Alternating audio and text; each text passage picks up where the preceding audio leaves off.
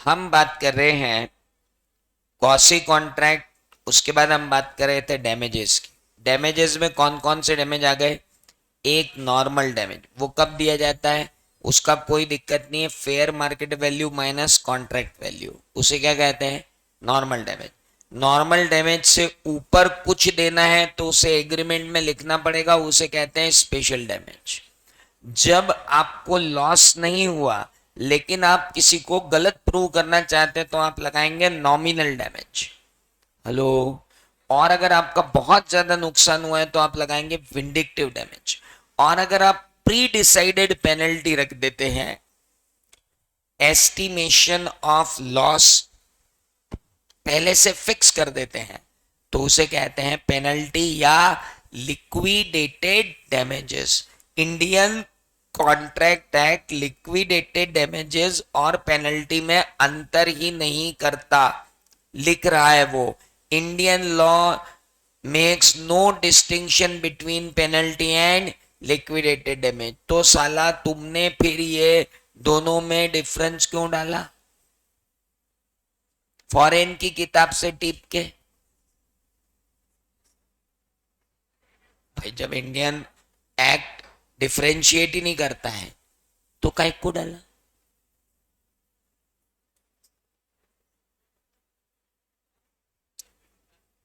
Paper में आया इसीलिए तो पढ़ रहे हैं, नहीं तो मैं क्यों पढ़ाता?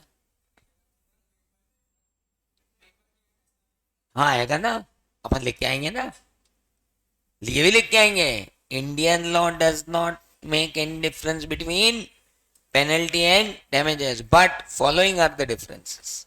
पेनल्टी होती 25 रुपए 50 रुपए, जितना नुकसान नहीं हुआ होता है उससे कम की अगर क्या होती है डैमेजेस तो उसे हम कहते हैं पेनल्टी।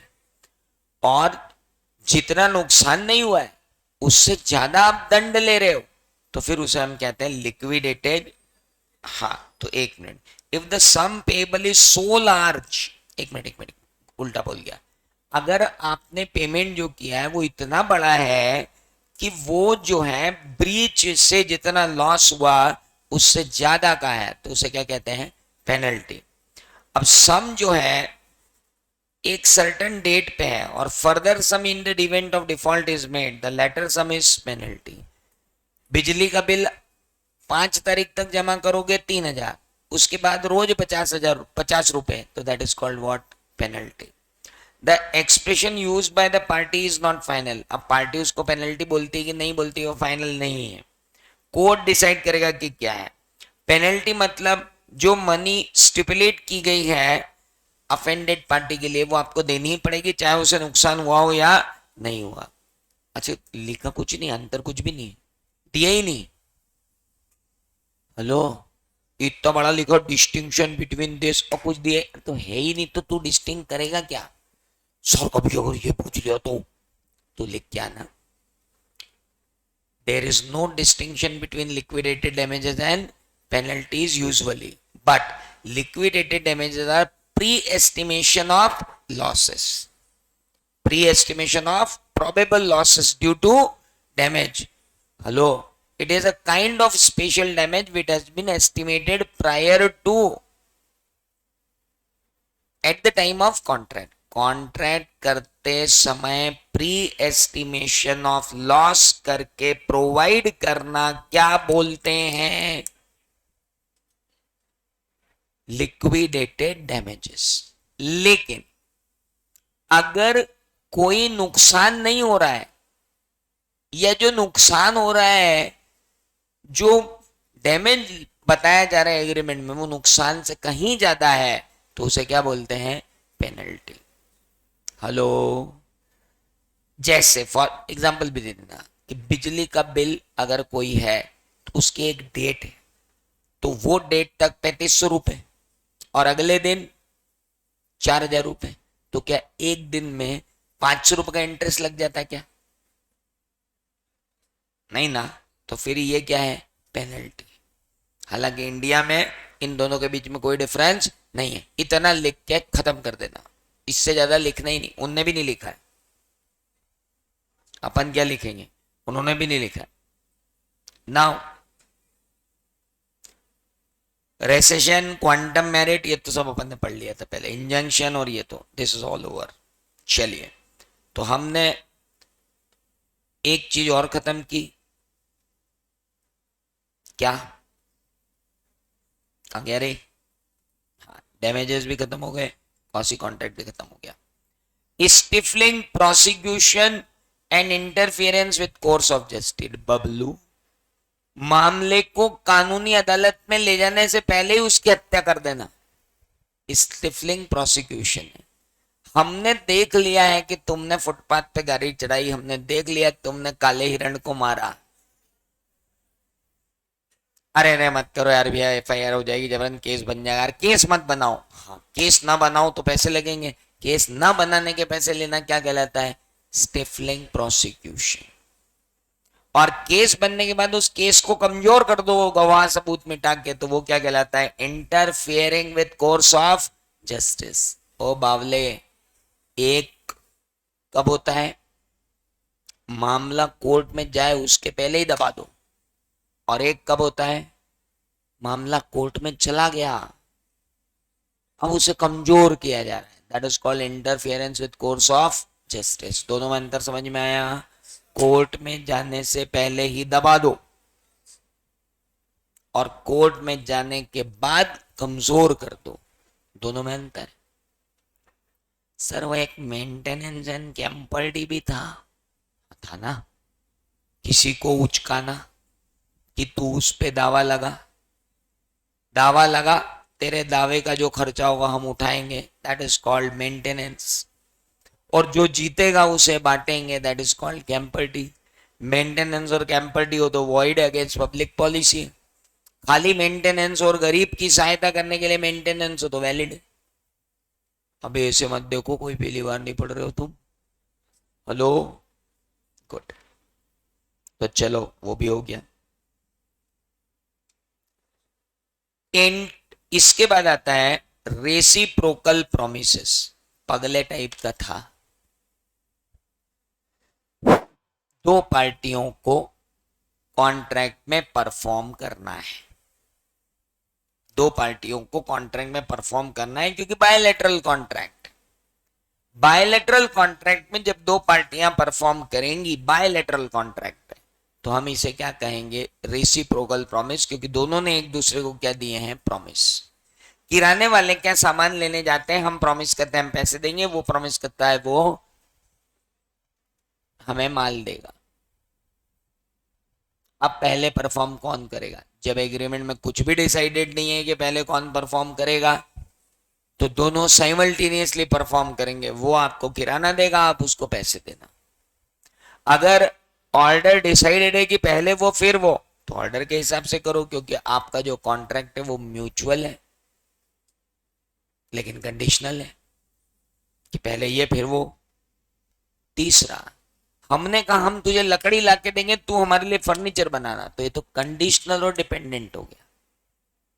तो एक होता है म्यूचुअल एंड इंडिपेंडेंट, किराने वाले का कॉन्ट्रैक्ट, एक होता है म्यूचुअल एंड कंडीशनल कि पहले पैसे फिर माल, हेलो, और एक होता है म्यूचुअल एंड डिपेंडेंट कि एक करेगा तो दूसरा करेगा, मतलब पहले लकड़ी लाके दो तो फर्नीचर बनाएंगे। तो ये तीन तरीके, आप मेरे बुक में से इसको पढ़ना, बाकी कहीं से मत पढ़ना। क्या, रेसिप्रोकल प्रॉमिस। चलो ये भी हो गया। जॉइंट प्रॉमिस, भाई साहब ये तो बिल्कुल क्लियर है, एक से ज्यादा लोग दूसरे व्यक्ति को प्रॉमिस करते हैं तो वो क्या कहलाता है, जॉइंट प्रॉमिस। जॉइंट प्रॉमिस का पहला रूल क्या होता है, दे आर जॉइंटली और सेवरली रिस्पॉन्सिबल। किसी एक को ले से भी पूरा परफॉर्मेंस लिया जा सकता है, लेकिन किसी एक के मर जाने पे उसके लीगल रिप्रेजेंटेटिव से पूरा परफॉर्मेंस नहीं ले सकते। हेलो हेलो हेलो हेलो, किसी एक से पूरा परफॉर्मेंस ले सकते हैं, लेकिन किसी एक के मरने पर उसके लीगल रिप्रेजेंटेटिव से पूरा परफॉर्मेंस नहीं ले सकते। हाँ वो लीगल रिप्रेजेंटेटिव बाकी अंकल जियों के साथ मिलकर पेमेंट करेगा, लेकिन उससे पूरा परफॉर्मेंस आप नहीं मांग सकते। किसी एक की डिफिशियंसी को बाकी दोनों कैसे बियर करेंगे, इक्वल प्रोपोर्शन में।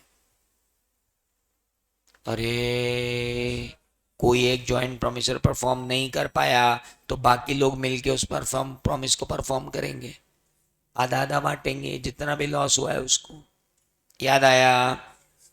That is called performance of joint promise. कोई दिक्कत ही नहीं। परफॉर्मेंस ऑफ जॉइंट प्रॉमिस के बाद अगली बात उसके अंदर और थी कि अगर एक इंसॉल्वेंट हो गया तो उसकी डिफिशियंसी बाकी लेंगे, दो इंसॉल्वेंट हो गए तो जो अकेला बचा वो पूरा पेमेंट करेगा और दूसरों से मांगेगा। That is called joint promise. Okay. Apportionment of payment, ये तो मैंने आपको बहुत पहले बताया था। अपोर्शनमेंट ऑफ पेमेंट क्या होता है भाई साहब? जब आप मुझे माल बेचते जाते हो तो मैं आपके नाम, आप मेरे अकाउंट को डेबिट करते जाते हो, मैं क्रेडिट करता जाता हूँ। आपने मुझे माल बेचा, 1 तारीख को बेचा, 5 तारीख को बेचा, 10 तारीख को बेचा, 20 तारीख को बेचा, आप डेबिट करते गए, मैं आपको क्रेडिट करता गया। एक दिन मैंने चेक दे दिया, मैंने आपको डेबिट कर दिया, आपने मुझे क्रेडिट कर दिया, लेकिन मैंने ये बताया नहीं कि वो चेक किस लिए दिया। तो अब आप क्या करोगे? अगर मैंने ये लिखकर नहीं भेजा कि चेक किस लिए दिया, तो आपको जिस कलम के अगेंस्ट में उसको उड़ाना उसके अगेंस्ट में उड़ा लो, जिसके अगेंस्ट में उड़ाना उसके अगेंस्ट में उड़ा लो, इवन टाइम बाद डेट्स के अगेंस्ट में भी उड़ा लो।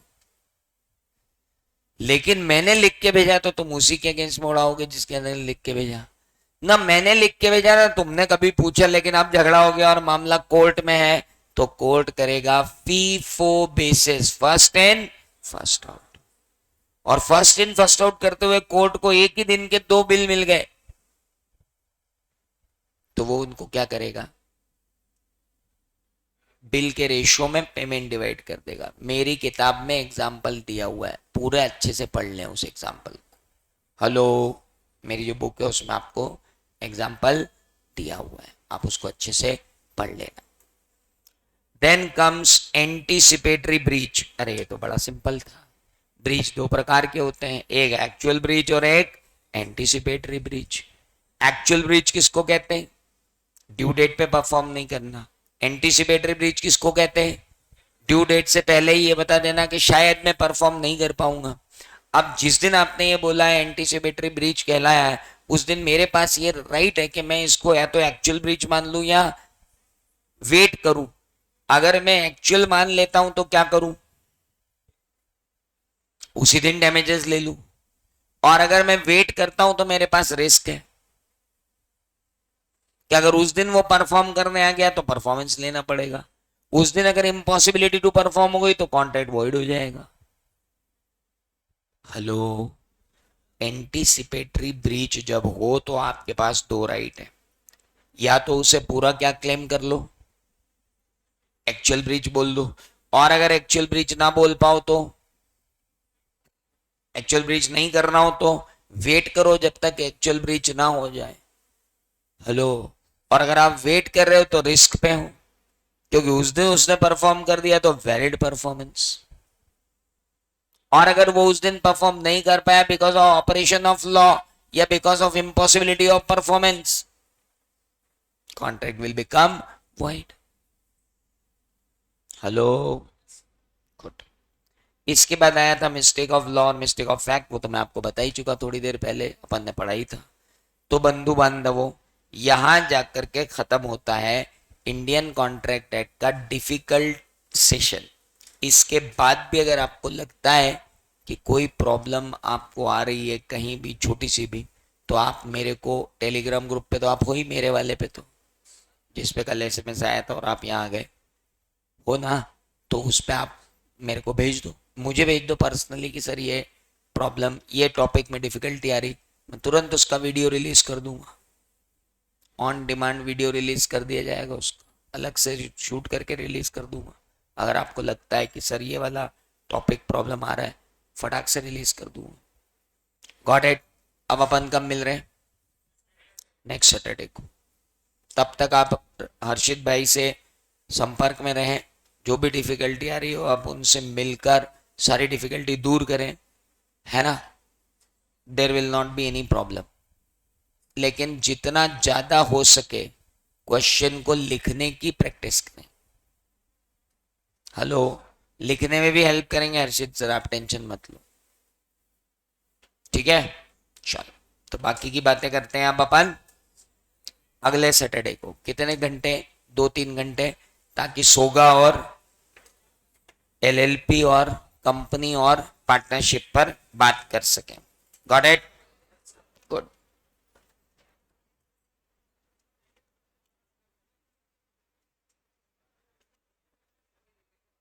लेकिन अब इंडियन कॉन्ट्रैक्ट एक्ट की बोरिया बिस्तर बांध के पटक देना ऊपर। अब ज्यादा भाव नहीं देंगे इसको अपन, ये वीक दे दिया बस। हेलो, अब इस इंडियन कॉन्ट्रैक्ट एक्ट को अपन कब उठाने वाले हैं? एग्जाम के दिन। बस बस बस, ज्यादा दिन बीच में। ये डिफिकल्ट टॉपिक्स का एक बार रिवीजन मार लो। अब तुम इंडियन कॉन्ट्रैक्ट एक्ट को कैसे पढ़ो? सारी रिविजनरी से, रिविजनरी और सजेस्टेड से, बस उतना ही पढ़ो। हेलो, अब इंडियन कॉन्ट्रैक्ट एक्ट को कितना पढ़ो? रिविजनरी और सजेस्टेड, क्योंकि डिफिकल्टी तो अपन ने पढ़ लिया आज। अब रिविजनरी और सजेस्टेड सॉल्व करते रहो बस। लेकिन पढ़ना जारी रख दो। अब sale of goods act, partnership act, LLP और कंपनीज एक्ट, है ना? चलो।